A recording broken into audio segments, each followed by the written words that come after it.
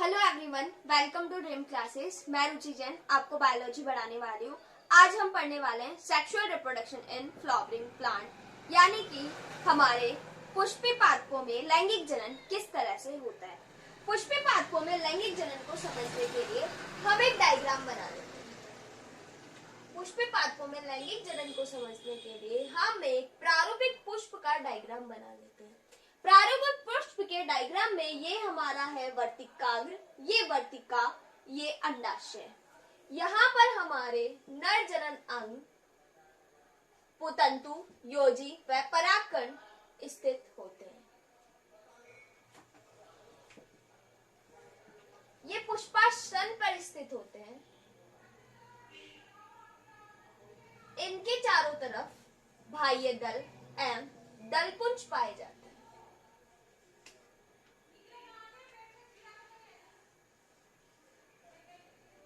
That's clear?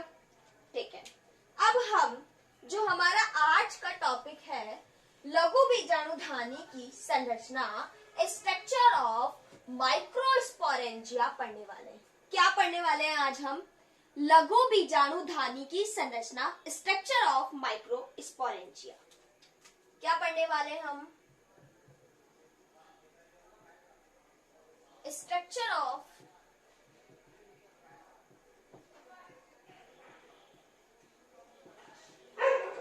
Microsporangia की structure में क्या होता है? माइक्रोस्पोरेंजिया की स्ट्रक्चर में तीन चीजें हैं हमारी। एक है epidermis, endodermis, middle layer and tapetum.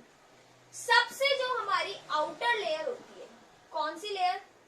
Outer layer.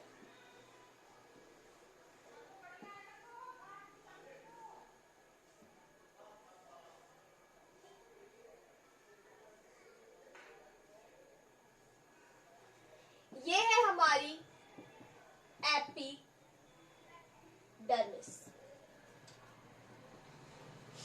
क्या है ये हमारी एपिडर्मिस, जिसको हम क्या बोलते हैं? अधिचर्म। ये एपिडर्मिस क्या होती है? मोटी होती है। क्या कैसी परत है ये? एक मोटी परत है। एपिडर्मिस क्या है? एक मोटी परत है।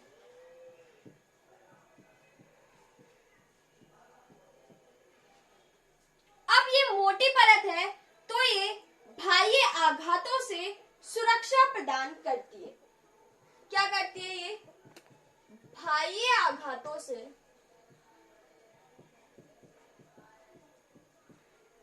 सुरक्षा प्रदान करती है। क्या करती है ये? बाह्य आघातों से सुरक्षा प्रदान करती है। इसकी उत्पत्ति यानी कि इसका निर्माण कहां से हुआ है? आर्किस्पोरेंजियल सेल से हुआ है। कहां से हुआ है इसका उत्पत्ति? यह उत्पत्ति में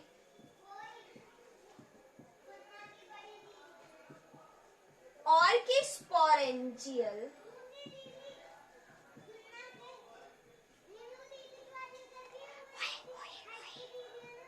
नहीं होती है। और जो हमारा पूरा परागकण है वो उत्पत्ति में आर्किस्पोरेंजियल होता है। That's clear? ओके। अब हम देखते हैं आगे।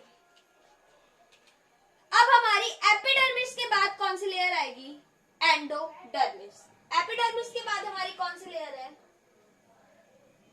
एंडोडर्मिस।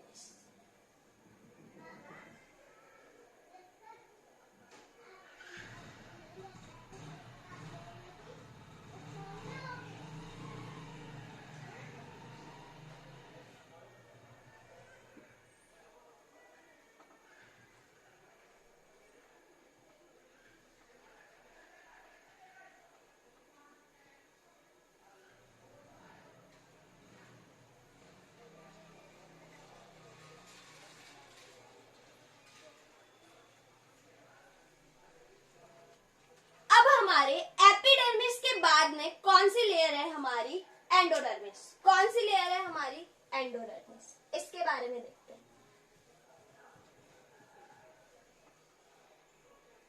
कौन सी लेयर है हमारी? एंडोडर्मिस। ये जो हमारी एंडो एंडोडर्मिस है इसे हम बोलते हैं अंतःचल। क्या बोला जाता है इसको? अंतःचल। ये होती है एक पतली परत। क्या होती है ये? एक पतली परत है। अब इस पतली परत में क्या होता है कि हमारे कुछ परतों का निर्माण होता है। क्या होता है? कुछ परतों का निर्माण होता है। इसमें क्या होता है? अल्फा सेलुलोज, एफ कैलोस परत का जमाव होता है। किसका जमाव होता है इसमें? कैलोस परत का। जहां जमाव कम होता है, कुछ स्थानों पे जमाव अनुपस्थित होता है,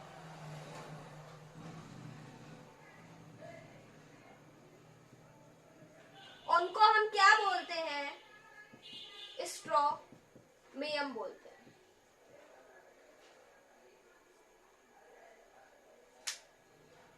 क्या होता है कि एंडोडर्मिस क्या है? हमारी अंतःचल बोला जाता है। यह एक पतली परत है जिसमें अल्फा सेलुलोज एंड कैलोस परत का जमाव होता है।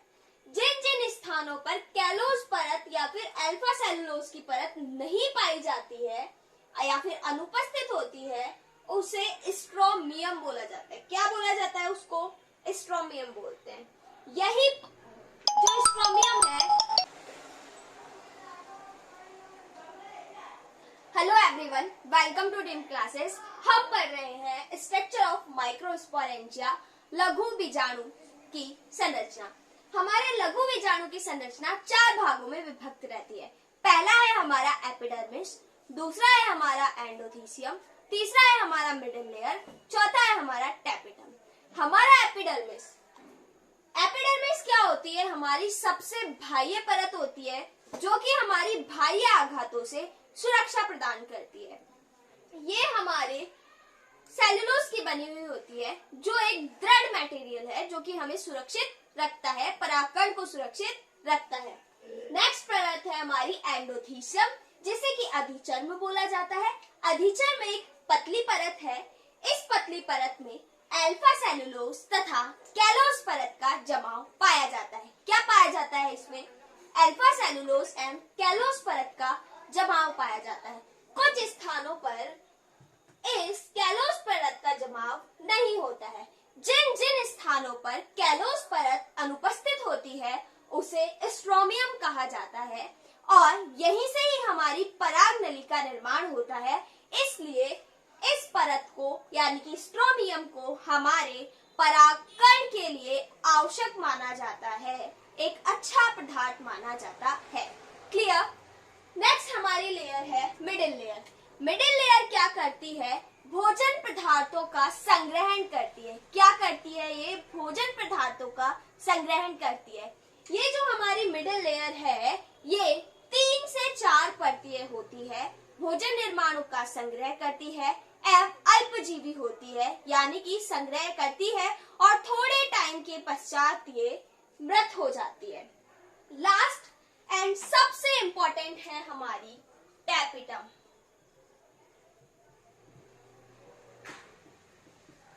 टैपिटम 2 प्रकार का होता है। टैपिटम क्या करता है? हमारे पोषक पदार्थों का निर्माण करता है, भोज्य सामग्री का निर्माण करता है जो हमारे परिपक्व हो रहे परागकण को पोषण प्रदान करता है। अगर परागकण को कहीं से गति मिलेगी, कहीं से पोषण मिलेगा, तो वो क्या है? हमारा टैपिटम है। टैपिटम कुछ रसायन आदि का सिक्रेशन भी करता है जो हमारे परागकण को एक सुरक्षित वातावरण प्रदान करता है, उसे नष्ट होने से बचाते हैं। That's clear? Very good. Exam में टैपिटम के बहुत सारे यूजेस पूछे जाते हैं। आप टैपिटम के यूजेस बहुत अच्छे से कर लीजिएगा। अब हम नोट डाल के कुछ लिखने वाले हैं। नोट डाल के क्या लिखने वाले हैं? आप मुझे बताइए कि सबसे बड़ा परागकण कौन सा है, सबसे लंबा परागकण कौन सा है और सबसे छोटा परागकण कौन सा है।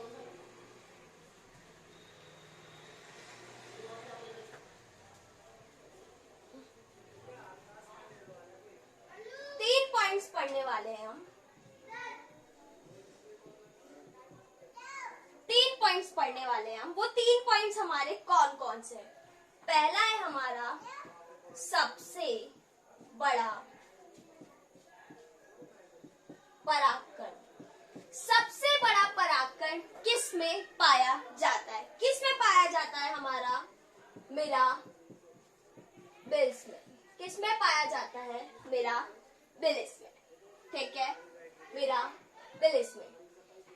सबसे लंबा परागकण, यानी कि जो परागकण होगा ना, इसकी लंबाई बड़ी होगी, किस में पाया जाता है? हमारा जोस्टेरा में। किस में पाया जाता है ये? हमारा जोस्टेरा में।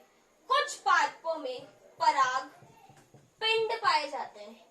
क्या पाए जाते हैं कुछ पादपों में? पराग पिंड। इंपॉर्टेंट है ये, इसीलिए नोट डाल के करवाया है। जो हमारे पराग नलिका होती है वो आपस में जुड़कर एक गुच्छेनुमा संरचना का निर्माण कर लेती है, उसको हम बोलते हैं पराग पिंड। ये पराग पिंड हमारे किन में पाए जाते हैं? हमारे क्लॉस्ट्रोपिस।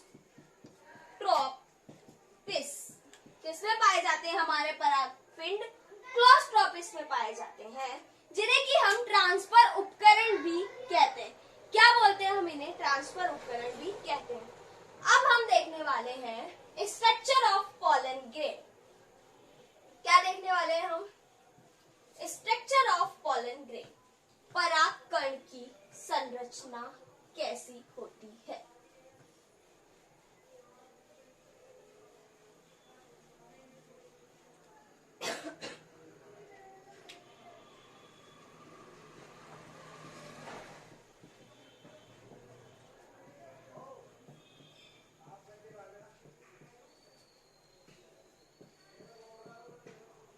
चलिए हम परागकण की संरचना बनाते हैं।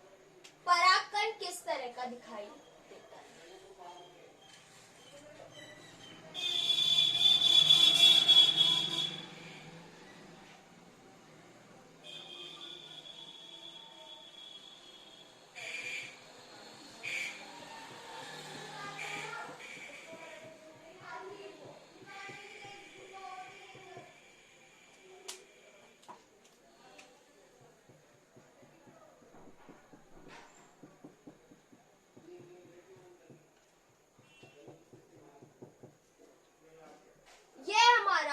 बाह्य चोल, यह हमारा अंतः चोल, ये हमारा केंद्रक, ये हमारा कोशिका द्रव्य, ये हमारी रिक्तिका। बाह्य चोल को हम बोलते हैं एक्साइन, अंतःचोल को हम बोलते हैं इंटाइन, केंद्रक को हम बोलते हैं न्यूक्लियस, कोशिका द्रव्य को हम बोलते हैं साइटोप्लाज्म, रिक्तिका को हम बोलते हैं vacuoles.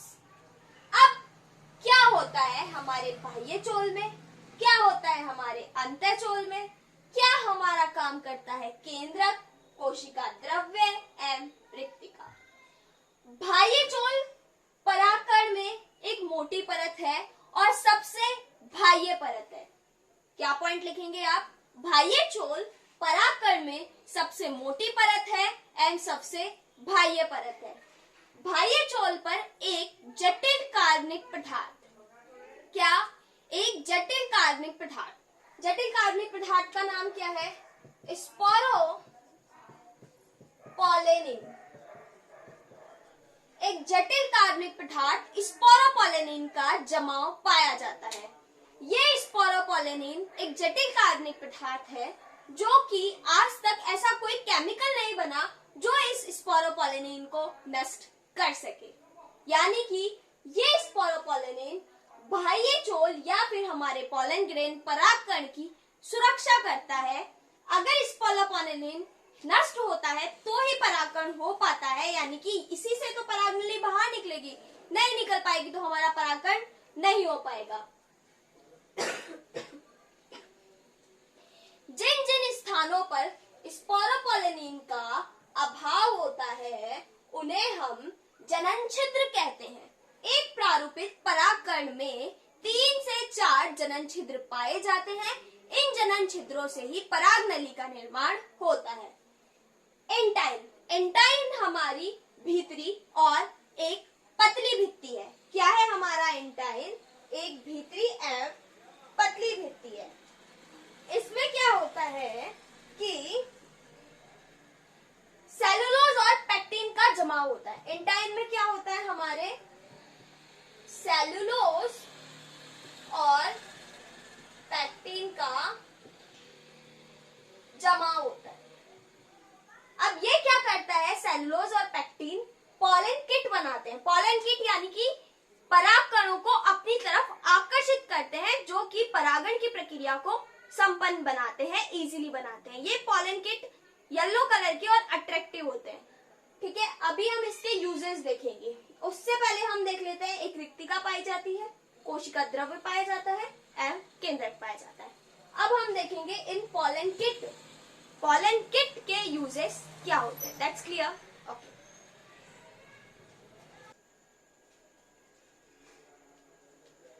Hello guys, welcome to dream classes. मैं रुचि जैन आपको बायोलॉजी पढ़ाने वाली हूँ। बायोलॉजी का हम जो टॉपिक पढ़ने वाले हैं उसका नाम है फंक्शंस ऑफ पॉलन किट, यानी कि जो हमारा पॉलन किट था, पॉलन किट कहाँ था हमारा? हमारी अंतःचोल एंटाइन में था, एक्साइन में था। ठीक है, अब ये पॉलन किट है, इसके क्या फंक्शन है, क्या काम करता है, ये यूजेस क्या है इसके? क्लियर? परागकणों की सुरक्षा करता है, यानी कि प्रोटेक्शन ऑफ पॉलन ग्रेन करता है। अब ये किस तरह से हमारे परागकणों को सुरक्षा प्रदान करता है? ये जो हमारे सन से आने वाली हानिकारक विकिरणें हैं, अल्ट्रावायलेट रे है, उनसे हमारे परागकणों को सुरक्षा प्रदान करता है। That's clear? ओके। परागकण कीटों पर चिपकाना, यानी कि जो परागकण है वो कीटों की जैसे विंग्स हैं, उनके पैर हैं, उनके है ना, वहां पर चिपक जाए, ताकि कोई भी हमारा एक कीट होगा, नहीं बनेगा कीट का डायग्राम, कोई बात नहीं, कोई भी हमारा एक कीट होगा, एक जगह से दूसरी जगह जाएगा, तो क्या होगा कि इस फ्लावर से दूसरे फ्लावर में गया तो वहां पे हमारा परागण होगा। तो इसलिए जो हमारे परागकण है वो चिपचिपे बने, चिपचिपे को इंग्लिश में बोलते हैं स्टिकी फॉर्म में आ जाए। तो वो स्टिकी फॉर्म में कहां से आएंगे, किस रीजन से आएंगे? पॉलन किट के कारण आएंगे। That's clear? अब हमारे जो कीट है वो उसकी तरफ अट्रैक्टिव भी तो होने चाहिए। अगर वो आएंगे ही नहीं तो हमारा पॉलिनाइजेशन कैसे होगा, परागण कैसे होगा? पॉलिनाइजेशन करवाने के लिए हमारे पॉलन कीट क्या करते हैं कि कुछ पीले रंग का पदार्थ जो कि हमारे परागकण होते हैं उनका होता है, जो कि कीटों को क्या करते हैं? आकर्षित करते हैं। ये हमारे 3 पॉइंट्स हैं फंक्शंस ऑफ पॉलन किट के। होप सो कि आपको ये क्लियर होगा। ठीक है, चलिए अब हम देखते हैं पराग एलर्जी। पराग एलर्जी क्या है? कुछ परागकण क्या करते हैं? हमारे कुछ श्वसनीय विकार या त्वचा विकार उत्पन्न करते हैं, उन्हें हम क्या कहते हैं? पराग एलर्जी कहते हैं। जैसे कि हमने देखा कि कई बार देखा गया है कि जहां पे भी क्रॉपिंग होती है, यानी कि फसल उगाई जाती है, परागण पाए जाते हैं, परागकण पाए जाते हैं, तो वहां पे क्या होता है कि उन में रहने वाले लोगों को कुछ प्रॉब्लम्स होने लग जाती है। उनको कोई भी स्किन डिजीज हो जाती है या फिर उनको रेस्पिरेशन डिजीज हो जाती है, तो त्वचा संबंधित विकार उत्पन्न हो जाते हैं या फिर श्वसन संबंधित विकार उत्पन्न हो जाते हैं। इनको हम पराग एलर्जी बोल देते हैं। अब ये कहाँ देखा गया है? सबसे ज्यादा देखा गया है गाजर घास में। गाजर घास क्या है? एक खरपतवार है। गाजर घास क्या है? एक खरपतवार है। गाजर घास पार्थेनियम में देखा गया है, जो कि त्वचा रोग उत्पन्न करता है। इसके और भी एग्जाम्पल है, चिनपोडियम, सोरगम और एमेथस। That's clear? ओके। पराग अंकुरण क्षमता, यानी कि जब हमारा परागकण है उससे पराग नली निकलती है। क्या निकलती है हमारे परागकण से? ये हमारा परागकण है, इससे ये पराग नली निकलती है। अब ये नली जो हमारा बाह्य वातावरण है, हमारा एनवायरमेंट है, इसमें कितने टाइम तक जिंदा रहेगी, उसकी लाइफ स्पान क्या होगी, वो हमारी क्या है? पराग अंकुरण क्षमता है। अब कई पादपों में ये पराग अंकुरण क्षमता 10 मिनट की, 1 सेकंड की, 5 सेकंड की 1 महीने की, 30 मिनट की, 1 घंटे की या कई सालों की होती है। हमारी बुक में 2 दी हुई है। एक दी हुई है पराग अंकुरण क्षमता 30 मिनट की, किसमें है? हमारे चावल व गेहूं में है। और कई महीनों की किसमें? हमारे सोलेनेसी, रोजेसी, लेग्यूमिनेसी। सोलेनेसी में कौन आते हैं? हमारे आलू आते हैं। रोजेसी में कौन आता है? हमारा रोज का फ्लावर है ना हमारा, वो आता है। लेग्यूमिनेसी कुल में कौन आता है? हमारा मटर आता है। Clear?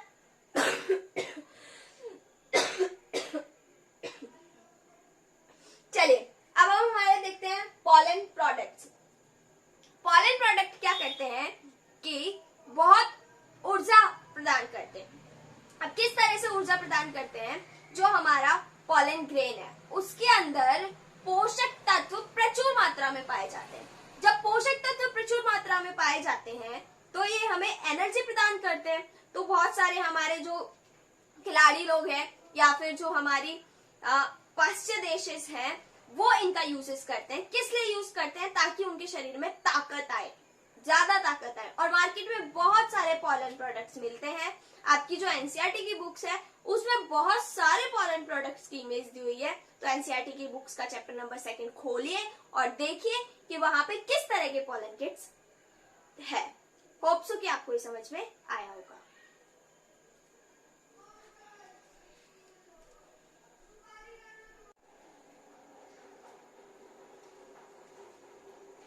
Hello guys, welcome to dream classes. मैं रुचि जैन आपको पढ़ाने वाली हूँ बायो। अब हम देखने वाले हैं डेवलपमेंट ऑफ मेल गैमेटोफाइट, यानी कि परागकण से पूर्व परिवर्तन किस तरह से होता है। लेकिन उससे पहले आपको पता होना चाहिए कि परागण क्या होता है। जो हमारे परागकण है वो हमारे परागकोश से निकलकर पुष्प की वर्तिकाग्र से होते हुए पराग नली का निर्माण करते हैं एवं अंडाशय में जाके निषेचन करते हैं।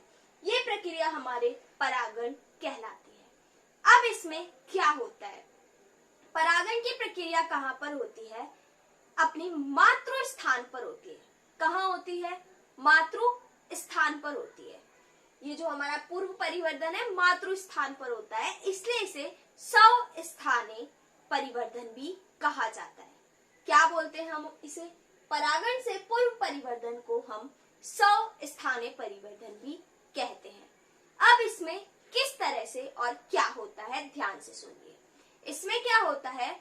जो हमारा केंद्रक है वो क्या करेगा? विभाजन करेगा।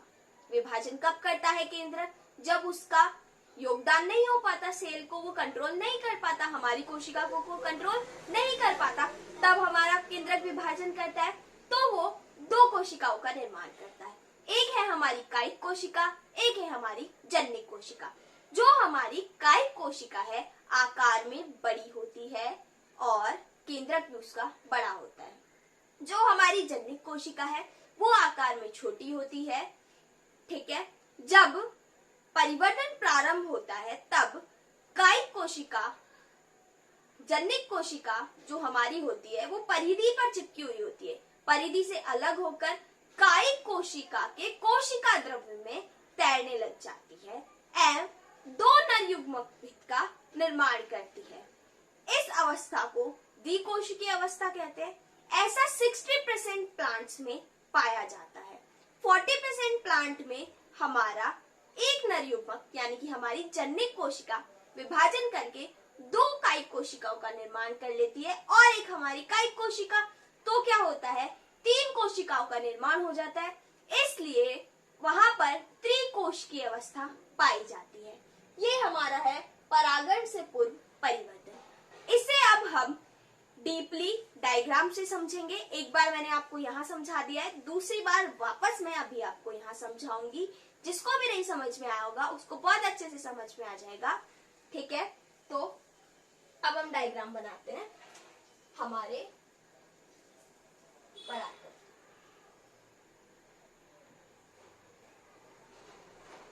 ये हमारा परागण, ये इसका केंद्र क्या है? हमारा केंद्र। और ये रिक्तिका। जब इसके केंद्रक क्या होता है? संतुलन में नहीं होता, यानी कि जो कोशिका है उस पर नियंत्रण नहीं कर पा रहा होता, तो अब क्या होता है, ये विभाजन कर लेगा। विभाजन करके ये दो कोशिकाओं का निर्माण करता है। एक कोशिका जो कि बड़ी, एक कोशिका जो कि आकार में छोटी। एक कोशिका जो कि बड़ी, एक कोशिका जो कि आकार में छोटी। और ये जो छोटी कोशिका है ये कहाँ से, परिधि से लगी हुई होती है। कहाँ से लगी हुई होती है, ये परिधि से लगी हुई होती है। ये जो हमारी, ये है हमारी कायिक कोशिका,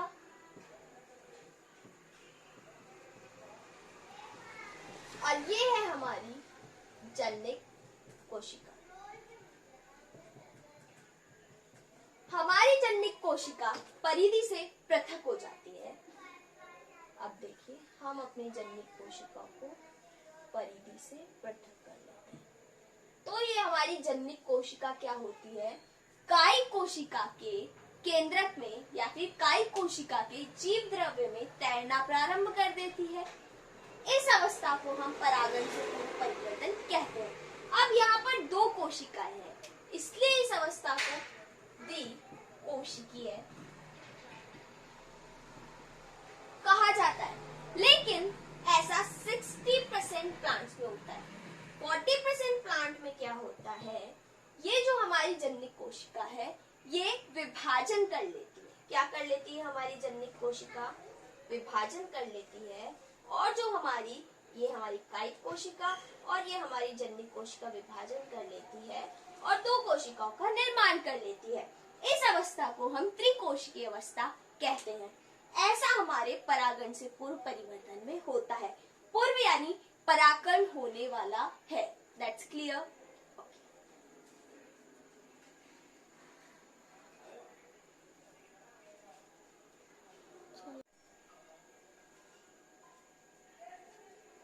hello guys, welcome to dream classes. अब हम देखेंगे परागण के पश्चात परिवर्तन किस तरह से होता है।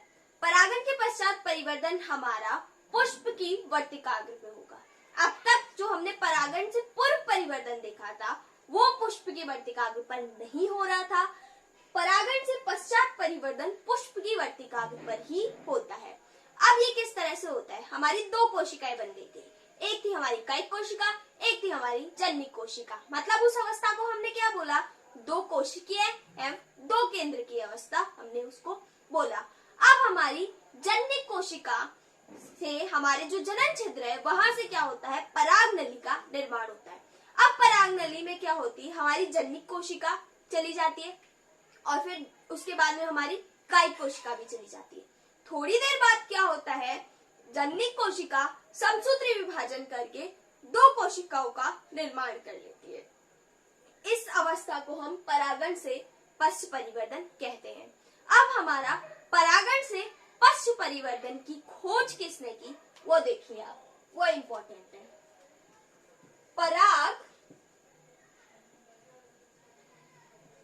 पराग नली का की खोज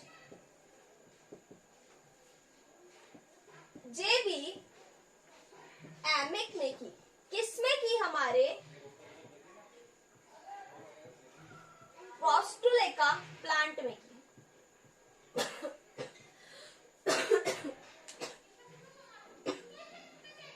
अब हम देखते हैं जो हमारी परागनली है, हमारी परागनली की खोज किसने की, जेबी एमिक ने की। और किसमें की, पोस्टुलेका प्लांट में की। अब हम इस चीज को डायग्राम से समझते हैं कि परागण के पश्चात परिवर्तन किस तरह से होता है। दैट्स क्लियर, ठीक है। अब हम स्टार्ट करते हैं किस तरह से होता है।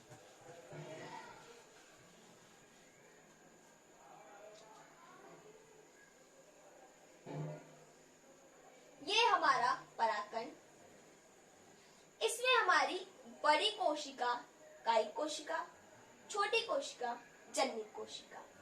अब क्या होता है, ये हमारी कायिक कोशिका, ये हमारी जनिक कोशिका। अब क्या होगा कि जो हमारी जनन छिद्र है, वहां से किसका निर्माण हो जाता है? परागनली का निर्माण हो जाता है। क्या हो जाता है? परागनली का निर्माण हो जाता है। थोड़े टाइम बाद ये जो हमारी जननिक कोशिका ये कहाँ चली जाती है? परागनली में चली जाती है। कायिक कोशिका अंदर रहती है। ये जननिक कोशिका, ये हमारी क्या है? कायिक कोशिका। ये हमारी क्या है? जननिक कोशिका। ये जननिक कोशिका क्या करती है? समसूत्री विभाजन कर लेती है और दो कोशिकाओं का निर्माण करती है। अब ये देखिए,